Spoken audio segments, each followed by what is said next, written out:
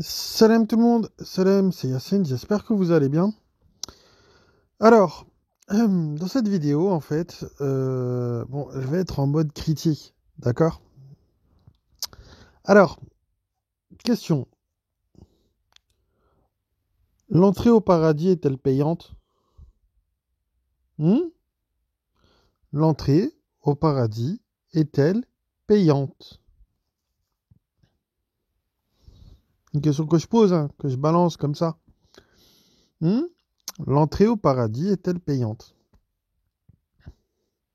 Ben, si on en croit certains imams, ben ouais. Mhm. L'entrée au paradis, elle est payante en fait.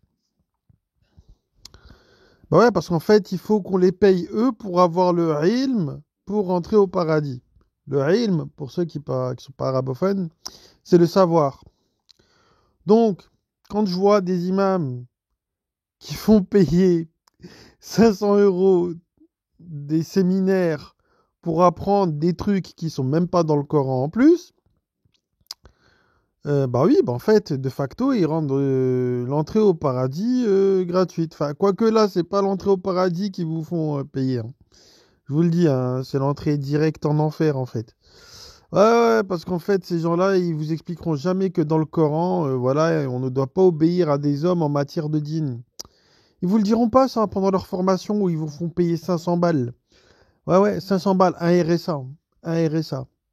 Oui, oui, un mois de RSA pour apprendre des bêtises. Oui, oui. Ouais.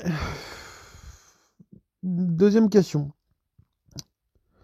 Est-ce que vous connaissez un prophète dans le Coran, donc un nabi dans le Coran, qui a touché de l'argent en matière de dîn?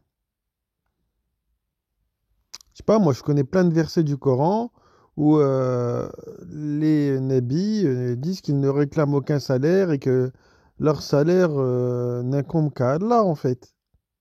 Hmm. Donc du coup, là, les imams, là, ils doivent toucher un salaire? Parce que je pensais que nous avions dans les nabis les meilleurs exemples. Si les nabis eux-mêmes, ils n'ont pas touché de salaire en matière de dîn, pourquoi les imams, ils en toucheraient du coup? Ah, mais je vous vois arriver. Vous allez me dire, ouais, mais faut bien qu'ils nourrissent leur famille. Bah ouais, bah faut qu'ils aillent bosser, les mecs. Faut qu'ils aillent bosser. Faut qu'ils travaillent comme tout le monde. Et moi, j'ai bien le temps, écoutez, j'ai bien le temps, moi, de travailler, d'étudier et de lire et étudier le Coran. J'ai bien le temps de faire ces trois choses. Donc pourquoi eux ne l'auraient pas? Moi, tout ce que je vous donne, c'est gratuit. Vous avez vu, tout le contenu sur la chaîne, il est gratuit.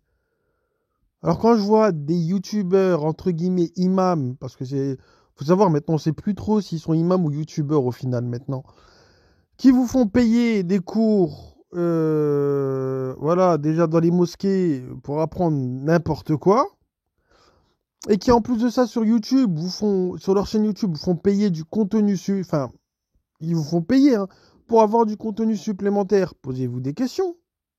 Posez-vous des questions. Est-ce que l'entrée au paradis, elle est payante? Sérieusement. Encore une fois, regardez, ils vous ont ancré dans le matériel, ils vous ont coincé dans le matériel, il n'y a plus de spiritualité. Pourquoi? Pour capter votre pognon, qui est encore une fois une chose matérielle. Une chose matérielle. C'est exaspérant, c'est exaspérant, c'est exaspérant. C'est exaspérant. Là, vous allez voir, là, dans la prochaine vidéo, là, je vais poser une colle aux imams, elle va être marrante, celle-là. Hmm. Elle va être marrante, je vous jure qu'elle va être marrante.